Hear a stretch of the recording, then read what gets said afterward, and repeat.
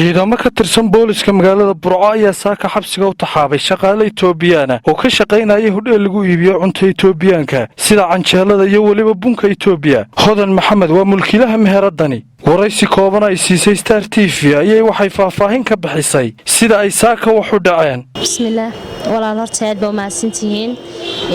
runtii qodobaad foolxun oo ana maxay anaga iyo bulshada reer Burco aan cajibin ayaa saaka meherada ka dhacay oo waliba si bilaa sharciya lagu soo galay meheradu way shaqeynaysay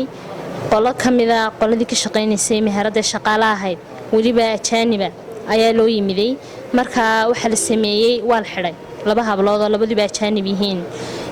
ilaa hadda cid xidhay iyo waxa ka dambeeyay maanaan ogaanin sababta loo xiray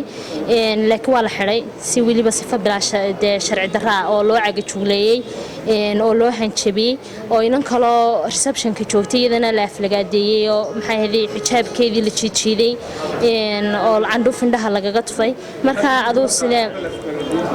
maxay ka hadashay sababta loo xiray inay ogaato ama ay weydiiyaan waxay tiraday waxaan ku wadaday maxaadeen ma joogo mas'uulkii meherada anagu dadkii shaqaalaha meherada nahay marka sababta amar la'aan lagu xirayo meheradii shaqaalaheedii maxay tahay marka waxay yiraahdeen dirbaaxa loo qabsaday candhuufna askarigii joogay askarigii marka habla kale xidhiiba indhaha kaga tufay dawana intaas baa aflagaada ugu xidhay ma sheegan sababaha xidhay ma sheegan ma ciiday sabab u sheegin ma jiro wuxuu bay sheegayeen ama ku dhawaaqayeen waa dad Kristaana dhaqankii magaalada ka dilayaan manay qaawaneen hablo wax hadii qaawaneen hadana qaawaneen badii ilaa hadda sababta u xidheen iyo wax toos oo lagu soo ataagayo naloo sheegay ma jirto صح marka too amarka ma waxay ka siteen xukuumadda mise hay'adda wanaag faris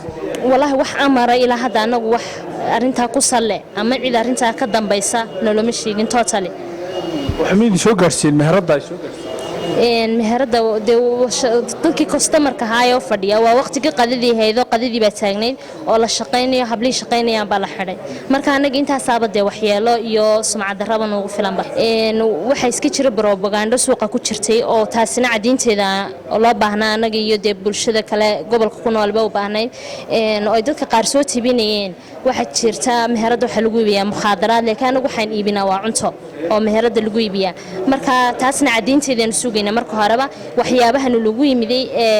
maxay wadaadadu ka hadlayeen ama ay soo xooggalsanayeen waxyaabahaas u badnaayeen taasna marka idinku meherada gudaheeda ama meherada dhan inay baadhaan oo ay ogaadaan xaqiiqada soo ogaadaan laamaha ammaanka oo aanu isku daynay inaanu arintani wax ka weydiino ayaanay noo suuragelin inaanu helo Mahad Cali Goodir Star TV Burco.